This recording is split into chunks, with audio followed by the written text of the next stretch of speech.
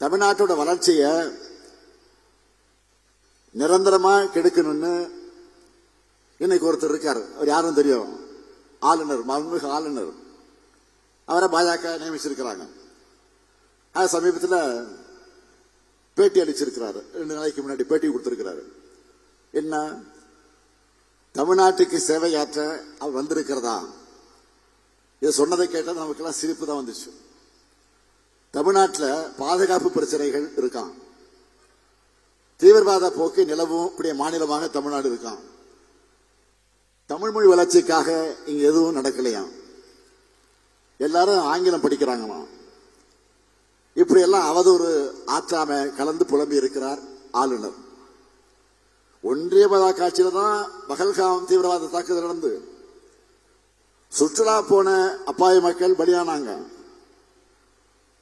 ஒன்றிய காட்சியில தான் டெல்லி செங்கோட்டை கிட்ட குண்டு வெடிப்பு நடந்து அங்கே மக்கள் பல பேர் பலியானாங்க. காட்சியில் தான் மணிப்பூர் 10 இன்னைக்கு எரிஞ்சுக்கிட்டு இருக்கு. தீவிரவாத தாக்குதல்ல மக்கள் பலியாகிறத தடுக்க முடியாத ஆட்சியை புகழ்ந்து பேசி இருக்கக்கூடிய ஆளுநர் அவர்கள் அமைதி பூங்காவாக இருக்கக்கூடிய தமிழ்நாட்டை தீவிரவாத மாநிலம் திமிரெடுத்து பேசி இருக்கிறார். அவரை திமிர அடக்கணும். நம்ம இக்கட்டான சூழல்ல தன்னுடைய தேசப்பற்றை காட்டி நம்ம படை வீரர்களுக்கு அதிக அளவில் நிதி வழங்கினது நம்முடைய தமிழ்நாடு தான். அப்படிப்பட்ட தமிழர்களை தேச விரோதிகள் என்று சித்தரிக்கக்கூடிய ஆளுநர் பேச்சு என்பது வன்மையாக கண்டிக்கக்கூடியது. பாஜகவுக்கு வாக்களிக்காதவங்க எல்லாரும் தீவிரவாதிகள் போல பேசுறார். அவர் வகிக்கிற அரசியல் சாசன பொறுப்புக்கு துளியும் பொருத்தமற்ற தகுதியற்ற தரக்குறைவான பேச்சு இது. எங்க பசங்க உலக வாய்ப்புகளுக்காக ஆங்கிலம் படிக்கிறாங்க. அதுல உங்களுக்கு என்ன பிரச்சனை? உங்களுக்கு எங்க ஏறியுது? இன்னும் டபுள் மடங்கு ஆர்வமா நாங்க ஆங்கிலம் படிக்க தயாரா இருக்கோம். இந்தியா முழுக்க இந்தி பேசாத மாநில மொழிகள் இன்னைக்கு உயிர் போட இருக்காங்கன்னா அதுக்கு காரணமே தமிழ்நாடு உயிரை கொடுத்து மொழி போரில் ஈடுபட்டதுதான். தமிழ் மொழி பற்றி தமிழ்நாட்டுக்கு நீங்க வகுப்பெடுக்க வேண்டாம். அந்த பாடத்தில் PhD வாங்கினவங்க நாங்க. சட்டமன்றத்தில் எல்லா கட்சி உறுப்பினர்களும் கலைஞர் பேர்ல கும்பகோணத்தில் பல்கலைக்கழகம் அமைக்கணும்னு கோரிக்கை வச்சு அதுக்காக மசோதாவை நிறைவேற்றி அனுப்பிச்சா அதற்கு அனுமதி கொடுக்காம 3 மாசம் கிடப்புல போட்டுட்டு குடியரசுத் தலைவருக்கு அனுப்பினார். நான் கேட்கிறேன், குடியரசுத் தலைவருக்கு அனுப்பி வைக்கிற அளவுக்கு அதுல என்ன அரசியலமைப்பு சட்ட பிரச்சனை இருக்கு? அவர் கிடப்புல போட்டதை மறைக்க குடியரசுத் தலைவர் மேல பழிய போட்டு தப்பிக்க பார்க்கிறார். கலைஞர் பேர் வைக்க கூடாதுன்னு மாணவருடைய நலன், அதுல விளையாடுறது என்ன நியாயம்? மக்களாட்சியை மதிச்சு இதுக்கான உரிய அனுமதியை விரைவில் கொடுப்பாரு நாங்க நம்புறோம். இல்லைன்னா தமிழ்நாட்டை சேர்ந்த நாடாளுமன்ற உறுப்பினர்கள் குடியரசுத் தலைவரை நேரில் சந்திச்சு கோரிக்கை வைப்பாங்க. ஏன் விரைவில் நாடாளுமன்றம் கூட இருக்கிறது, அந்த நாடாளுமன்றத்தில் குரல் எழுப்புவாங்க. ஆனா ஒண்ணு, ஆளுநர் ரவி அவர்களை நீங்க இப்படித்தான் தொடர்ந்து பேசணும். உங்களுடைய தமிழ் வெறுப்பை தொடர்ந்து வெளிப்படுத்தணும். நீங்க பேசத்தான் எங்களுடைய வேலையும் ஈஸியாகும்.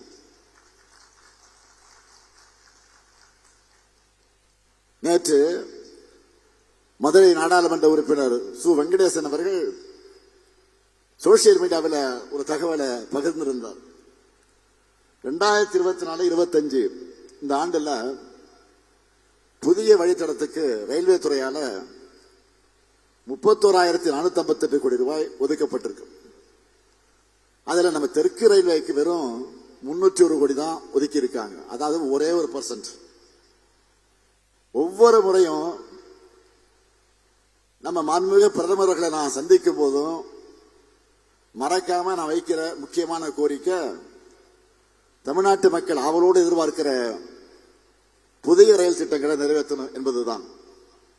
ஆனா அதுக்கு அவங்க எடுத்திருக்கக்கூடிய நடவடிக்கை என்ன? இந்த 1% நிதி ஒதுக்கீடு தான். இதுக்கு என்ன அர்த்தம்? வரி வசூலிக்கப்பட மட்டும் தமிழ்நாடு, நிதி ஒதுக்கீடுல உங்களுக்கு பட்டநாமம் போடுகிறது பாஜகவுடைய ஆட்சி. இதிலிருந்து பாஜக நமக்கு சொல்லாம சொல்லுகிற மெசேஜ் என்ன? அரசியல் லாபங்களுக்காக பொதுமக்களை பழிவாங்கும் இந்த அற்ப அரசியலை தான் தமிழ்நாட்டில் பாஜகவுக்கு தொடர் தோல்வியை தந்துட்டு இருக்கு. முதுகெலும்பை இழந்து கர்ச்சிஃபில் முகத்தை மூடிட்டு சுத்துகிற பழனிசாமி அவர்களின் துரோக அரசியல் தான் அவருக்கு 10 தோல்வி பழனிசாமி என்ற பட்ட பெயரை பெற்றிருக்கு.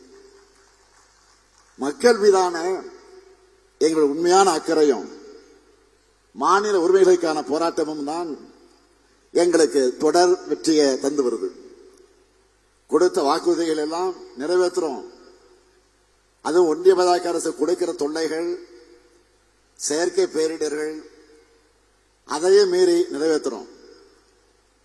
1,14,00,000 மகளிருக்கு மாதந்தோறும் 1000 ரூபாய் உரிமை தொகை வழங்குகிறோம். தகுதியானவங்க விடுபட்டு இருந்தா அவங்களுக்கு அடுத்த மாசத்திலிருந்து வழங்க போறோம். அடுத்து அமைய போகிற திராவிட மாடல் ஆட்சி தான் இந்த சாதனை சரித்திரத்தை தொடரத்தான் போகுது. உங்க எல்லாருடைய கோரிக்கைகளையும் வேண்டுகோளையும் நான் நிச்சயம் செஞ்சு கொடுப்பேன். உங்களுக்கு ஒரு கவலையும் வேண்டாம். மக்களுக்கும் கழக அரசுக்குமான பாச பிணைப்பை பார்த்து அதை கெடுக்க சதி செய்கிறாங்க. சிறப்பு தீவிர வாக்காளர் பட்டியல் அந்த திருத்தத்தின் மூலமாக மக்களுடைய வாக்குரிமையை பறிக்கலாம்னு பார்க்கிறாங்க. நீங்க எல்லாரும் வாக்காளர் பட்டியலில் உங்க பேர் இருக்கிறத நீங்க உறுதி செஞ்சுக்குங்க.